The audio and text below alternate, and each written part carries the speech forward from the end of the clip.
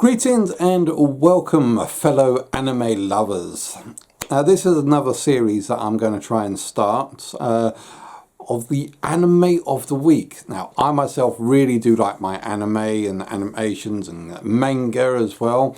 And yes, there is a big difference between manga and anime. Manga is like basically all the comics and stuff that you read in paperback form, or on my in my general aspect, it's webtoons, as they might actually call it. But the anime is animations that are based on those anime. This week, I would like to have a look at a particular anime called So I Am a Spider. So what? And I just love the way they put that "so what" at the end. Like, yeah, I know, I'm a spider. I don't care. So what? But this is another one of your generic, I wouldn't say generic, but this is another one of your isekai tropes.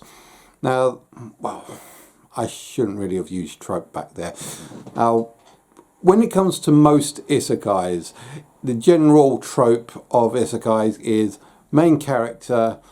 Normally it's a guy. Now, I'm not being sexist, it's just my observations. Normally it is a guy that gets killed and then reincarnates into another world with superhuman powers, totally OP. He gets all the women, everyone loves him or everyone hates him because he's just so OP and solves the world, a bit like God's hand. So to speak. In some of the cases, yeah, he is considered the apostle of God or God's hand.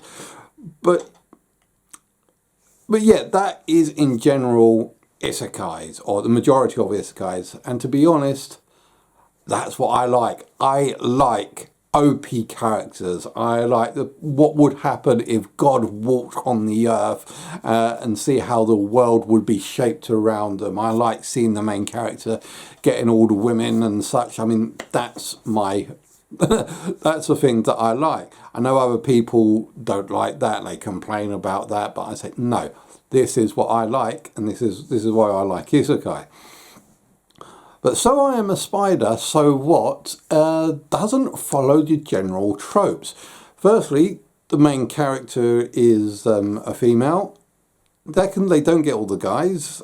Thirdly, it is a spider. They died and get reincarnated as not only just a spider, but an unhatched hatchling spider.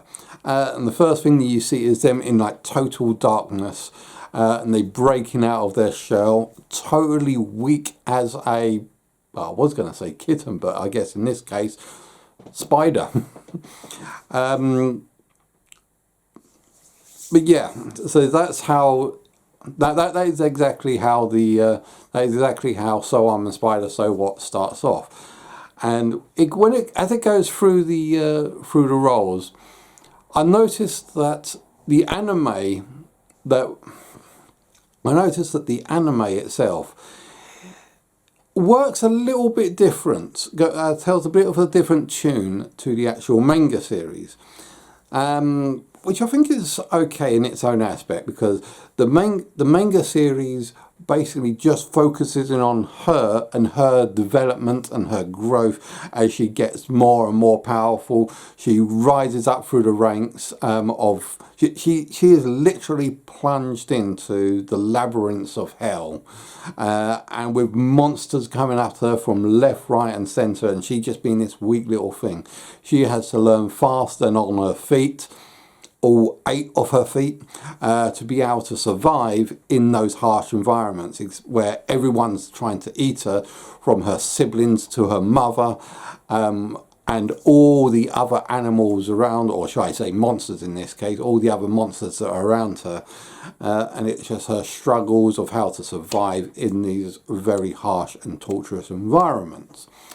And I do love the fact that you see how her being like so weak at first, and as she grows and grows, she doesn't realise her own strength, because the only way that she can measure her own strength is against the monsters that she fights. and she thinks that everyone's so overpowered, or that she thinks that she is so weak in herself, because every time that she meets a monster, they're so much stronger, so much bigger and better than her, and she has to go through a climb and struggle to be able to beat and overcome those predators that are trying to chase after her, through using skill, cunning, and leveling up. It's not going to be just like, oh, I have got bigger numbers than you have, so therefore I'm going to be able to beat you. No, all the other monsters are far superior to her in almost every way, but she uses her mind and ingenuity to be able to kill some of the bigger, more powerful monsters, so that she can level up and become excessively overpowered herself. So yes, I should have put a spoiler warning right at the very beginning, because these are going to be a little bit full of spoilers, these videos. So yeah, as she levels up, she does get excessively overpowered. She starts getting all of the powers. So not just like this power, that power, the other power. She gets all the powers, including the powers that even gods are supposed to only have. Or in this case, in this world, the administrators, because the world is run by gods that are more like programmers or overseers of the world rather than actual deities, but they are just excessively OP in themselves. Now, one thing from the manga I do like is that every now and again you kind of get a tiny glimpse at the real world, such as there's this one moment where she's sitting in her own little room that she's made out of her webbing, which looked pretty much like a proper Japanese hotel room, or Japanese room. We've got like the bed and TV, although it doesn't actually do anything, but it's bed and TV all made out of spider silk. It was her little pride and joy. And then the humans came and destroy her home with fire, because she happened to be carrying an egg. So you see, she runs away from them because A, she doesn't want to engage in humans, and B, they could possibly easily kill her with the fire that they've got going there, and she is constantly on edge trying to run away from everything at the moment. But she did have a big, large, uncrackable egg, which the humans seemed to be very interested in, so they kind of stole the egg from her. And not at that point, but maybe a couple of pages later or episodes later, you see what that egg hatched into. And it was kind of cool. It was kind of interesting just to see those tiny little snippets. However, in the anime, it is completely different. They don't always focus on her on the anime, which I think is kind of a shame, because I kind of like that. When I was reading the manga, I was more invested in her and her growth as a being, and how she performed against her trials and tribulations. I didn't really care about the human side of the planet. I only knew this monster's perspective. All the way through, from beginning to end, it was just the monster's perspective. But on the anime, they kind of try and cut it up and put it into different sections, so that you've got her trials in the labyrinth, and then you've got what's going on in the human world with people getting reincarnated is a thing.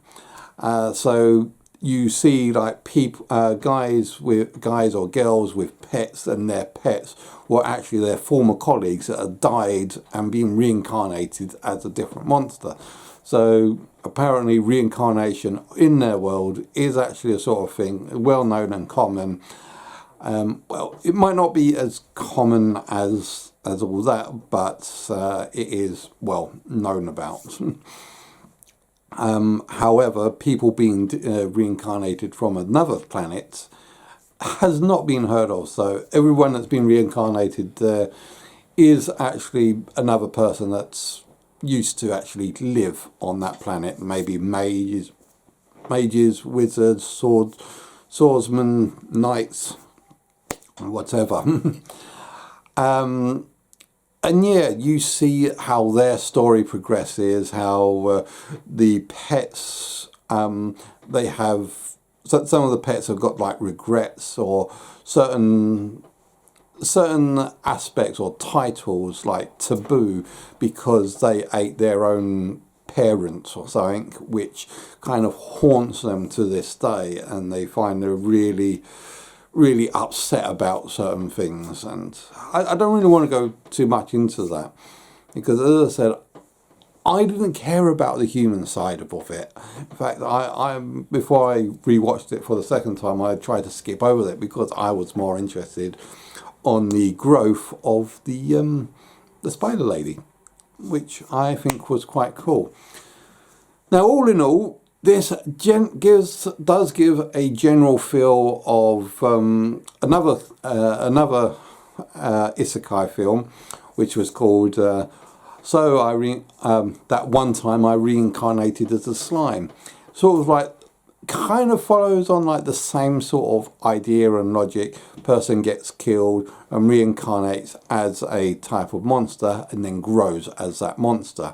But apart from up to the point when he leaves the dungeon at the beginning, that's kind of where the similarities. Don't